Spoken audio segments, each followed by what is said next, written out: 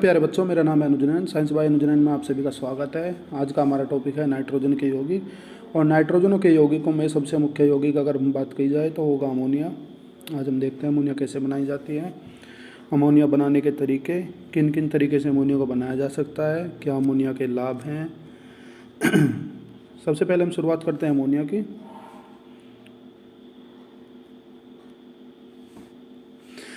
Ammonia nitrogen के प्रमुख यौगिकों में अमोनिया NH3 एक मुख्य यौगिक है। यह नाइट्रोजन का एक स्थायी हाइड्राइड है। इसकी प्रकृति क्षारीय होती है, अर्थात इसकी जो नेचर है प्रकृति है वो कैसी होगी, क्षारीय होगी। इसका अणुभार कैसा होता है, इसका अणुभार 17 होता है। आप सभी जानते हैं अमोनिया का सूत्र NH3 होता है। नाइट्रोजन का परमाणु क्रमांक कितना होता है, नाइट्रोजन का परमाणु क्रमांक 7 और भार 14 होता है। हाइड्रोजन का परमाणु क्रमांक 1 और 3 हाइड्रोजन का 3 गुणा 1 होता है। इस प्रकार टोटल इसका जो नंबर होगा वो कितना होगा, 17 होगा। अब हम बात करते हैं आगे की। अमोनिया का जो सूत्र है वो हमको पता चलेगा। अमोनिया का सूत्र होगा NH3, जो कैसा होगा, एक प्रकृति में क्षारीय होगा। इसका अणुभार 17 होगा। अमोनिया की बात करें, अमोनिया को खोजने वाले कौन थे, तो अमोनिया को सबसे पहले खोजने वाले प्रिस्टले थे, जिन्होंने सन 1774 में नौसादर तथा चूने के मिश्रण को गर्म करके अमोनिया का निर्माण किया था।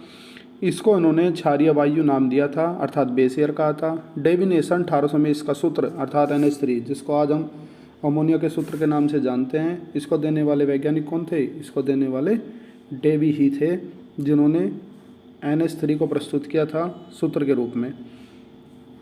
इस प्रकार हम बात करें उपलब्धता की, अमोनिया हमें कहाँ कहाँ पर प्राप्त होगी।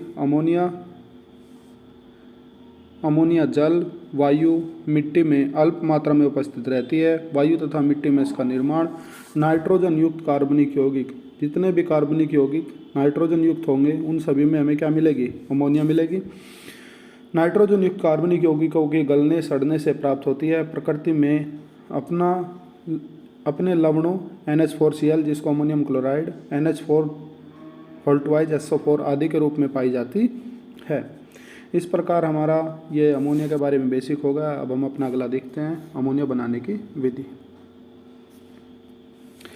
बात करते हैं अमोनिया बनाने की विधि की। अमोनिया को बनाने की प्रमुख विधियां निम्नलिखित हैं। नंबर 1, प्रयोगशाला विधि अर्थात लेबोरेटरी मेथड। अमोनिया को प्रयोगशाला विधि में कैसे बनाया जाए, सबसे पहले देखते हैं प्रयोगशाला विधि। प्रयोगशाला में अमोनिया गैस का निर्माण अमोनियम क्लोराइड NH4Cl, जिसको अमोनियम क्लोराइड बोलते हैं, बुझे हुए चूने अर्थात स्केल्ड लाइम के मिश्रण को गर्म करके किया जाता है।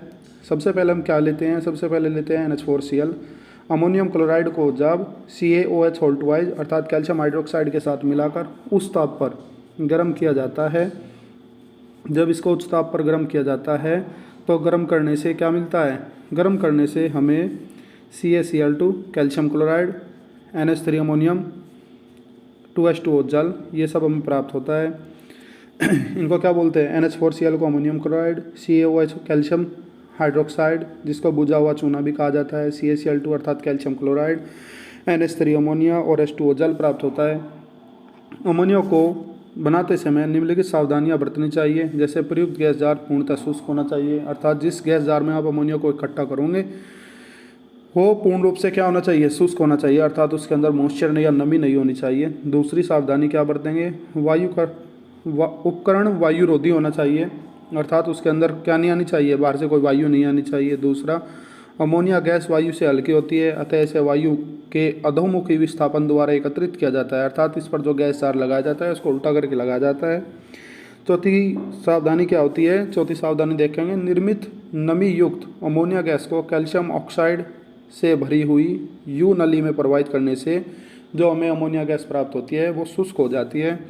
अमोनिया गैस को शुष्क करने के लिए बिना बुझे चुने कैल्शियम ऑक्साइड अर्थात CaO को ही प्रयुक्त करना चाहिए। अन्य निर्जलीकारक जैसे P4, O10, CaCl2, H2SO4 आदि का प्रयोग नहीं करना चाहिए, क्योंकि ये पदार्थ निर्मित अमोनिया से ही क्रिया करते हैं। P4O10 plus 12 NH3 plus 6 H2O, जब इन तीनों को मिलाकर एक साथ क्रिया कराई जाती है तो हमें अमोनियम फास्फेट अर्थात 4NH4 होल्थराइज PO4 प्राप्त होता है। इसी प्रकार जब CaCl2 कैल्शियम क्लोराइड के साथ अमोनिया को मिलाकर क्रिया कराई जाती है तो हमें CaCl2.8 NH3 प्राप्त होता है। इसी प्रकार H2SO4 जब H2SO4 अर्थात सल्फ्यूरिक अम्ल को अमोनिया के साथ मिलाकर क्रिया कराई जाती है तो हमें अमोनियम सल्फेट प्राप्त होता है, जिसे NH4 होल्ट वाइज SO4 के रूप में बोलते हैं। इसी प्रकार से अब हम बात करते हैं औद्योगिक विधि अमोनिया को बनाने की। यह बोर्ड परीक्षा के लिए काफ़ी मुख्य टॉपिक है जो बार बार बोर्ड परीक्षा में पूछा जाता है। आप देखते हैं बनाने की विधि कैसी, हैबर विधि। हैबर विधि के द्वारा अमोनिया को बनाने के लिए शुद्ध नाइट्रोजन तथा हाइड्रोजन को 1:3 के अनुपात में लेकर गर्म करने पर हमें अमोनिया निर्मित प्राप्त होती है या अमोनिया प्राप्त होती है। जैसे हम देखते हैं NH2 अर्थात nitrogen gas, 3H2 hydrogen gas. जब नाइट्रोजन गैस का एक अणु और हाइड्रोजन गैस के 3 अणुओं को एक निश्चित अनुपात में क्रिया कराते हैं या मिलाते हैं तो हमें अमोनिया प्राप्त होती है अर्थात 2NH3 प्राप्त होती है और साथ में 23,400 कैलोरी एनर्जी के रूप में प्राप्त होती है। यह अभिक्रिया एक ऐसी अभिक्रिया है जो रिवर्सिबल है अर्थात आगे और पीछे दोनों साइड में हो सकती है। इस प्रकार हम बात करते हैं आगे की अमोनिया निर्माण का हैबर प्रक्रम एक उत्क्रमणीय ऊष्माक्षेपी अभिक्रिया है अर्थात जो अमोनिया निर्माण करने का हैबर प्रक्रम है इसके द्वारा उत्क्रमणीय। आपको पता है 2 प्रकार की क्रियाएं होती है, उत्क्रमणीय और अनुत्क्रमणीय। यह ऊष्माक्षेपी, एक ऊष्माक्षेपी होता है, एक ऊष्माशोषी होता है। ऊष्माक्षेपी वह होता है जो ऊष्मा को छोड़ता है, ऊष्माशोषी वह प्रक्रिया होती है जिसमें ऊष्मा को सोख लिया जाता है। इस क्रिया के पश्चात आयतन में कमी होती है, अतः अमोनिया के अधिक उत्पादन के लिए लासा-तेलिया नियम के अनुसार, जो लासा-तेलिया वैज्ञानिक ने दिया था, इसके अनुसार दाब अधिक तथा ताप कम होना चाहिए। कम ताप पर अभिक्रिया मंद गति से होती है अतः अभिक्रिया को तीव्र गति से संपन्न कराने के लिए उत्प्रेरक को प्रयुक्त किया जाता है। उत्प्रेरक की उपस्थिति में यह अभिक्रिया कम ताप 450 से 500 डिग्री सेंटीग्रेड तथा उच्च दाब 200 वायुमंडल दाब अर्थात एटमॉस्फेरिक प्रेशर पर आसानी से हो जाती है। इस अभिक्रिया में उत्प्रेरक के रूप में लोहे का सूक्ष्म विभाजित चूर्ण या मोलिब्डेनम उत्प्रेरक वर्धक के रूप में प्रयोग किया जाता है। ये आपको पता है उत्प्रेरक वर्धक 2 प्रकार के होते हैं, एक तो होता है उत्प्रेरक वर्धक, एक होता है उत्प्रेरक रोधक अर्थात अभिक्रिया की गति को बढ़ाने वाले को उत्प्रेरक वर्धक और अभिक्रिया की गति को धीमा करने वाले को उत्प्रेरक अवरोधक बोला जाता है, प्रयोग किया जाता है। यहाँ पर उत्प्रेरक वर्धक अर्थात जिसके रूप में हमने किसको यूज किया, मोनिबिडलम Mb धातु को यूज करते हैं। यह उसको क्या कर देता है, फास्ट कर देता है। बनाने की विधि इस प्रक्रम में NH2 तथा H2 को 1:3 के अनुपात में लेते हैं अर्थात नाइट्रोजन अणु और हाइड्रोजन अणु को जब 1:3 के अनुपात में लेते हैं और इन दोनों को मिलाकर 450 से 500 डिग्री सेंटीग्रेड ताप पर गर्म करते हैं और वायुमंडलीय दाब 200 रखते हैं तो हमें लोहे का चूर्ण तथा मैंडलिब की उपस्थिति को गर्म करने पर हमें 10 से 15% अमोनिया निर्मित होती है। इस प्रकार निर्मित अमोनिया को संघनित में एकत्रित करके द्रवित कर लिया जाता है अर्थात द्रवित का मतलब है लिक्विड फॉर्म में कर लिया जाता है। अब हम आगे देखते हैं आगे क्या होता है। यह है अमोनिया की हैबर विधि का चित्र। अभिक्रिया के पश्चात गैसों को पुनः उत्प्रेरक कक्ष में प्रवाहित करते हैं। यह एक क्या है आपका, यह है आपका उत्प्रेरक कक्ष। इसमें क्या होगा, इसमें N2H2 के संयोग से अमोनिया का निर्माण हुआ। ये आपको पता ही है, हमने नाइट्रोजन अणु और हाइड्रोजन अणु को 1:3 के अनुपात में लिया था। जैसे ही हम इसको लेंगे अब देखेंगे प्रक्रिया कैसे होती है। यहाँ से आपका नाइट्रोजन और हाइड्रोजन का जो मिश्रण है 1:3 के अनुपात में कंप्रेशर पंप से होता हुआ कहाँ पहुँचेगा, कंप्रेशर पंप से होता हुआ आपका इस नली से होता हुआ कहाँ की ओर पहुँच जाएगा, ये पहुँच जाएगा आपका मोनिबिडलम और लोहे के चूर्ण के कक्ष में, इस वाले कक्ष में पहुँच जाएगा। फिर इसके बाद ये आपके इस पाइप से होता हुआ, ये आपका इस पाइप से होता हुआ पहुँच जाएगा आपके अगले कक्ष में जिसमें हमें द्रवित अमोनिया प्राप्त होती है।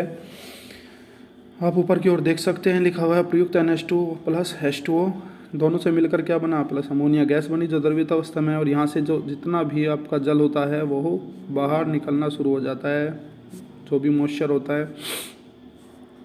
इस प्रकार जो आपका संघनित्र होता है, संघनित्र में ठंडा जल प्रवेश करता रहता है और यहीं से आप देख सकते हैं परिसंचरण पंप के द्वारा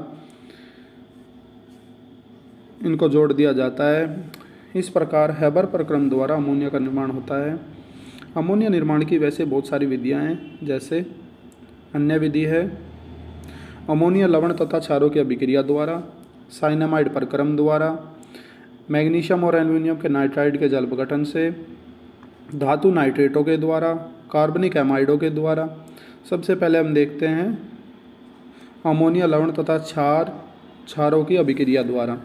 अमोनिया लवणों को कास्टिक सोडा NaOH अर्थात सोडियम हाइड्रोक्साइड के विलयन के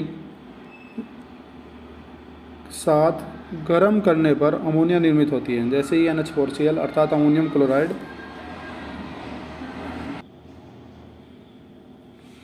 देखिए ये प्राप्त कैसे होती है। NH4Cl जब अमोनियम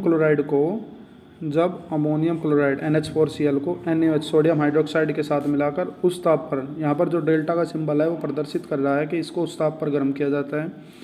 जैसे ही अमोनियम क्लोराइड को सोडियम हाइड्रोक्साइड के साथ मिलाकर उस ताप पर क्रिया कराते हैं तो हमें NaCl अर्थात सोडियम क्लोराइड, जिसको कॉमन साल्ट या नमक भी बोला जाता है, के रूप में प्राप्त होता है।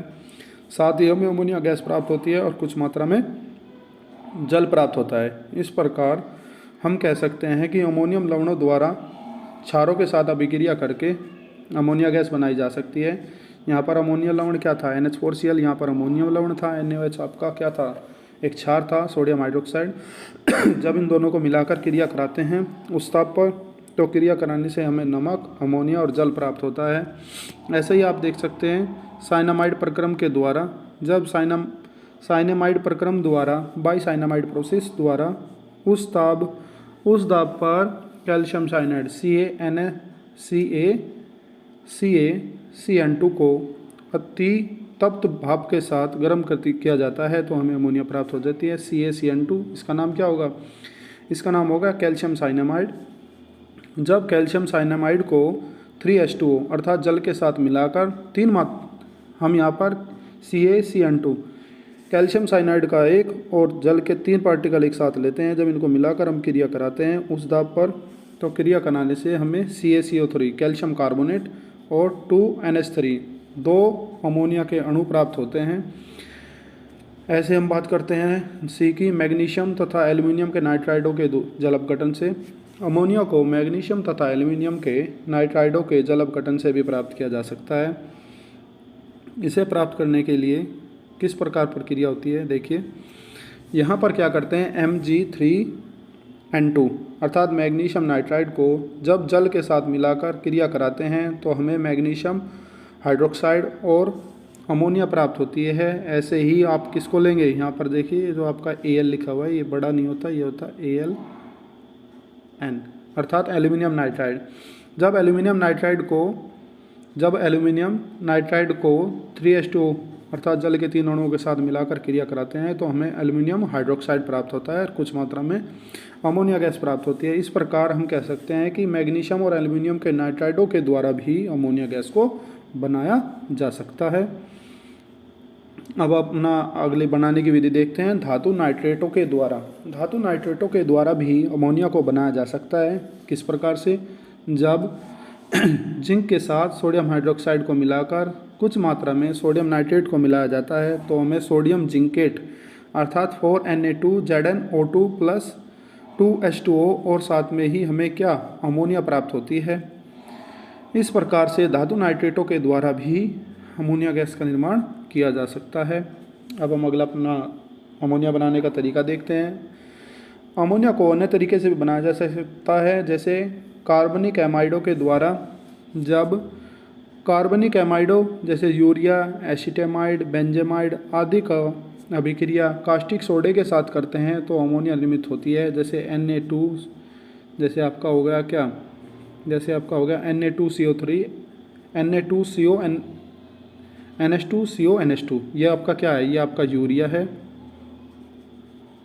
जब यूरिया के साथ 2NaOH अर्थात सोडियम हाइड्रोक्साइड को मिलाकर क्रिया कराते हैं तो हमें Na2CO3 अर्थात सोडियम कार्बोनेट और क्या प्राप्त होता है, और अमोनिया गैस प्राप्त होती है। ऐसे ही जब हम किसका यूज करते हैं CH3CONH2 का यूज करते हैं, इसके साथ सोडियम हाइड्रोक्साइड को मिलाकर क्रिया कराते हैं तो हमें CH3COONA प्राप्त होता है। इस प्रकार से आप देख सकते हैं अमोनिया को अन्य मेथडों के द्वारा भी बनाया जा सकता है। एक बार फिर से देखेंगे, अमोनियम लवण तथा क्षारों की अभिक्रिया द्वारा, साइनामाइड प्रक्रम द्वारा, मैग्नीशियम और एल्युमिनियम के नाइट्रेटों के द्वारा, धातु नाइट्रेटों के द्वारा, कार्बनिक एमाइडों के द्वारा। अब अपना अगला तरीका देखते हैं। हम देखते हैं अमोनिया गैस के भौतिक गुण अर्थात physical property of ammonia gas. Ammonia के भौतिक गुण निम्न हैं। नंबर 1, अमोनिया तीव्र गंध वाली एक रंगहीन गैस है, अर्थात इसमें कोई कलर नहीं होता। एक होता है रंगहीन, एक होता है रंगीन। रंगीन का मतलब होता है जिसके अंदर कलर होता है, रंगहीन का मतलब होता है जिसके अंदर कोई कलर नहीं होता। इससे आने वाली गंध काफ़ी तीक्ष्ण होती है, अर्थात जैसे ही यह हमारी नाकों के द्वारा अंदर पहुंचेगी तो झंझनाहट के साथ आपको क्या होगा, आभास होगा। दूसरा, इसे सूंघने पर आंखों में पानी आ जाता है तथा आंखों पर हानिकारक प्रभाव पड़ता है। अगर आप लंबे समय तक अमोनिया के प्रभाव में रहोगे तो आपकी आंखें भी क्या हो जाएंगी, इससे प्रभावित हो जाती है। इस प्रकार इसका तीसरा पॉइंट देखते हैं। अमोनिया जल में पूर्ण रूप से विलय है। आपको पता है 3 चीज़ें होती है, विलय, अविलय, अल्प विलय। विलय वो जो पूर्ण रूप से मिल जाए, अविलय जो बिल्कुल भी न मिले, अल्प विलय जो बहुत ही कम मात्रा में मिले। अर्थात अमोनिया जल में पूर्ण रूप से क्या है, विलय है। ताप बढ़ाने पर इसकी विलयता में कमी होती है। अगर आपने अमोनिया गैस को गर्म कर दिया तो गर्म करने से अगर आप इसके अंदर किसी भी चीज़ को घोलना चाहेंगे या जल के साथ इसको घोलना चाहेंगे तो ये क्या हो जाएगा, ये जल के साथ क्या हो जाएगी, इसकी विलयता कम हो जाएगी। जल के साथ इसकी विलयता कम हो जाएगी, जबकि दाब बढ़ाने पर यह बढ़ती है। अर्थात अगर आपने अमोनिया के ऊपर दाब बढ़ाया तो यह जल के साथ बहुत तेज़ी से मिल जाती है, लेकिन टेम्परेचर बढ़ाने पर यह जल के साथ नहीं मिल सकती या नहीं, बहुत ही कम मिलने लगती है। उच्च दाब व ताप पर जब अमोनिया को उच्च दाब व ताप पर द्रवित किया जाता है तो इसका क्वथनांक -33.5 डिग्री सेंटीग्रेड तथा हिमांक -78 डिग्री सेंटीग्रेड हो जाता है। अमोनिया के अन्य भौतिक गुण देखते हैं। अमोनिया एक अज्वलनशील गैस है, यह जलने में भी सहायक नहीं होती। अर्थात जो अमोनिया है वह स्वयं कैसी है, एक अज्वलनशील, अर्थात स्वयं नहीं जलती और न ही यह जलने में सहायक होती है। अतः अमोनिया गैस को आप क्या कर सकते हैं, अतः अमोनिया गैस से भरे जार में जलती हुई तिल्ली ले जाने पर वह बुझ जाती है, क्योंकि न तो यह किसी चीज़ को जलाती है और न ही स्वयं जलने में सहायक होती है। अमोनिया विद्युत की कुचालक होती है। अगर आप अमोनिया गैस के अंदर करंट प्रवाहित करेंगे तो यह कैसी होगी, क्योंकि आपको पता है ये भी 3 प्रकार के होते हैं, चालक, कुचालक और अर्धचालक। चालक वो होगा जो पूर्ण रूप से अपने अंदर से करंट को पास करा दे। कुचालक वो होगा जो अपने अंदर से करंट को पास न कराने दे। एक बार फिर से सुनेंगे। कुचालक वो होगा जो अपने अंदर से करंट को नहीं जाने देगा। सुचालक वो होगा जो करंट को अपने अंदर से आसानी से जाने देगा। और अर्धचालक वो होगा जिसके अंदर करंट रुक रुक कर बहेगा। परंतु जलीय विलयन में आयनों की उपस्थिति के कारण यह विद्युत का चालन करती है, लेकिन जैसे ही यह जलीय विलयन में होगी तो अपने अंदर जो जल के आयन होंगे उनकी उपस्थिति के कारण यह इलेक्ट्रिक का क्या करने देगी, इलेक्ट्रिक को कंडक्ट होने देगी, अर्थात बहने देगी या चलने देगी। अब हम बात करते हैं अमोनिया के रासायनिक गुण की। अमोनिया के अंदर निम्नलिखित रासायनिक गुण पाए जाते हैं, जैसे दहन, जिसको कंबुशन बोलते हैं। यह न तो स्वयं जलती है और न ही दूसरे पदार्थों को जलाने में सहायक करती है। हमने इसके भौतिक गुणों में भी ये पढ़ा था कि अमोनिया गैस एक ऐसी गैस है जो न तो स्वयं जलती और न ही किसी दूसरे को जलाने में सहायता करती है। ऑक्सीजन O2 के साथ अमोनिया का मिश्रण पीली लौ के साथ जलकर N2 का निर्माण करता है। अर्थात जब आप NH3 या अमोनिया के साथ जल को मिलाकर क्रिया कराते हैं तो आपको नाइट्रोजन गैस और कुछ मात्रा में जल प्राप्त होता है। वैसे ही आप अपना दूसरा पॉइंट देखिए। तो हमारा दूसरा पॉइंट है तापीय स्थायित्व अर्थात थर्मल स्टेबिलिटी। विद्युत स्फुलिंग या उच्च ताप 1700 डिग्री सेंटीग्रेड ताप पर प्रवाहित करने पर अमोनिया अपने अवयवी तत्वों में वियोजित हो जाती है। अगर आपने अमोनिया गैस को 1750 डिग्री सेंटीग्रेड ताप पर गर्म किया तो यह अपनी अवयवों में टूट जाती है। जैसे हमने पीछे देखा था जब इसको बनाया था, अमोनिया को बनाने के लिए 1 नाइट्रोजन का अणु और 3 हाइड्रोजन के अणु लिए थे, इसलिए इनका अनुपात क्या था, इनका रेशो था, यह अनुपात था 1:3 या 1:3। ऐसे ही आप देखेंगे इनके क्षारीय गुण। अमोनिया की जो प्रकृति है वो क्षारीय है, अतः यह लाल लिटमस को कैसा कर देती है, नीला कर देती है। ये आप सभी को पता है। जितने भी क्षारीय प्रवर्तिके होते हैं वे लाल लिटमस को कैसा कर देते हैं, नीला कर देते हैं, और जो अम्लीय प्रवर्तिके होते हैं वे नीले लिटमस को लाल कर देते हैं। इस प्रकार आपको पता है कि अमोनिया कैसी है, अमोनिया एक क्षारीय नेचर की है या क्षारीय प्रकृति है। इसलिए यह लिटमस पेपर को, जैसे ही लिटमस पेपर को इसके अंदर डाला जाएगा, लाल लिटमस को, तो यह किसको कैसा परिवर्तित कर देगी, यह इसको नीला परिवर्तित कर देगी। अर्थात NH3 अमोनिया को जैसे ही HCl हाइड्रोक्लोरिक एसिड के साथ क्रिया कराएंगे तो क्रिया कराने से हमें अमोनियम क्लोराइड अर्थात NH4Cl प्राप्त होता है। अमोनिया का चौथा रासायनिक गुण देखेंगे, जल से अभिक्रिया। जब अमोनिया को जल के साथ मिलाकर क्रिया की जाती है तो हमें NH4OH अर्थात अमोनियम हाइड्रोक्साइड प्राप्त होता है। देखते हैं कैसे। NH3 अमोनिया प्लस H2O जल, दोनों को जब आपस में मिलाया जाएगा तो मिलाने से NH4OH अर्थात अमोनियम हाइड्रोक्साइड प्राप्त होता है। इसका पांचवी रासायनिक गुण देखते हैं, हैलोजन से अभिक्रिया। जब अमोनिया को हैलोजन आपको पता ही है, हैलोजन कौन होंगे, फ्लोरीन, क्लोरीन, ब्रोमीन, आयोडीन। जब हैलोजन फैमिली को अमोनिया के साथ मिलाकर क्रिया कराई जाती है तो हमें क्या क्या प्राप्त होता है, तो हमें अमोनियम क्लोराइड और नाइट्रोजन गैस प्राप्त होती है। जैसे आप यहाँ पर देख सकते हैं NH3 ये क्या है, अमोनिया है। 3Cl2 ये क्या है, हाइड्रोजन फैमिली का एक तत्व है अर्थात क्लोरीन गैस है। जब अमोनिया को क्लोरीन गैस के साथ मिलाकर क्रिया कराते हैं तो NH4Cl अर्थात अमोनियम क्लोराइड और कुछ मात्रा में हमें नाइट्रोजन गैस प्राप्त होती है। ऐसे ही आप अगला देख सकते हैं, जब दिखाया गया है NH3 अर्थात अमोनिया को 3Cl2 के साथ मिलाकर क्रिया कराई जाती है। अब देखो इन दोनों में यही अंतर है, जो आधिक्य होगा, जैसे यहाँ पर 8NH3 आधिक्य है और 3Cl2 क्या है, कम है। ऐसे ही नीचे की लाइन में NH3 प्लस 3Cl2 आधिक्य है, अर्थात यहाँ पर क्लोरीन आधिक्य है अमोनिया से। जब क्लोरीन आधिक्य होगी अमोनिया से तो आपको नाइट्रोजन ट्राइक्लोराइड NCl3 प्राप्त होगा। इसी प्रकार अमोनिया ब्रोमीन के साथ क्रिया करती है, bromine, fluorine, chlorine, bromine, iodine, इन सभी के साथ क्रिया करती रहती है। बाकी अन्य भी गुण हैं इसके, जैसे आप देख सकते हैं ठोसों के साथ क्रिया करती है, क्षारीय धातुओं के साथ क्रिया करती हैं। जैसे आपका क्या हो गया 2NH3। अमोनिया जब सोडियम के साथ क्रिया करती है तो सोडियम के साथ क्रिया करने से यह सोडामाइड और हाइड्रोजन गैस बनाती है। ऐसे ही धातु ऑक्साइड से भी क्रिया करती है। जब CuO जब कॉपर ऑक्साइड के साथ अमोनिया को मिलाकर रक्त किया जाता है, रक्त का मतलब है रेड हॉट अर्थात बिल्कुल गर्म कर दिया जाता है, तो कॉपर, नाइट्रोजन और जल हमें 3 प्राप्त होते हैं। कॉपर प्राप्त होता है, नाइट्रोजन गैस प्राप्त होती है और जल प्राप्त होता है। इसी प्रकार हाइड्रोक्साइडों का अवक्षेप अमोनिया के जलीय विलयन को FeCl, Cr आदि धातुओं के लवणों के विलयनों में मिलाने पर हमें हाइड्रोक्साइड का अवक्षेप प्राप्त होता है FeCl3।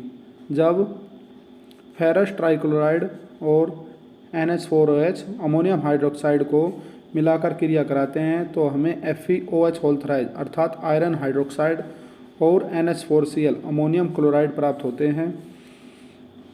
ऐसे ही आप देख सकते हैं अमोनिया का ऑक्सीकरण या ऑक्सीडाइजेशन। जब अमोनिया को जल के साथ मिलाकर Pt प्लेटिनम की उपस्थिति में 800 डिग्री सेंटीग्रेड ताप पर गर्म करते हैं तो हमें नाइट्रिक ऑक्साइड 4NO2 अर्थात नाइट्रिक ऑक्साइड और जल प्राप्त होता है। ये अमोनिया गैस का ऑक्सीकरण कहलाता है। एक बार फिर से दोबारा सभी सुनेंगे। जब अमोनिया को 4NH3 अर्थात अमोनिया को ऑक्सीजन के 5 अणुओं के साथ मिलाकर प्लेटिनम Pt का मतलब है प्लेटिनम धातु की उपस्थिति में या प्लेटिनम जाली की उपस्थिति में 800 डिग्री सेंटीग्रेड ताप पर गर्म करते हैं तो हमें नाइट्रिक ऑक्साइड और जल प्राप्त होता है। इसी प्रकार आप संकर लवणों का निर्माण भी देख सकते हैं। AgCl जब सिल्वर क्लोराइड को 2NH4OH ये क्या हो गया आपका, ये हो गया आपका अमोनियम हाइड्रोक्साइड के साथ मिलाकर क्रिया कराते हैं तो हमें डाईएमीन सिल्वर क्लोराइड और जल प्राप्त होता है। ऐसे ही आप इसकी दूसरी रिएक्शन देख लेंगे CuSO4 जो कॉपर सल्फेट को 4NH3 जब कॉपर सल्फेट को अमोनिया के साथ मिलाकर क्रिया कराते हैं तो टेट्रामीन कॉपर सल्फेट प्राप्त होता है।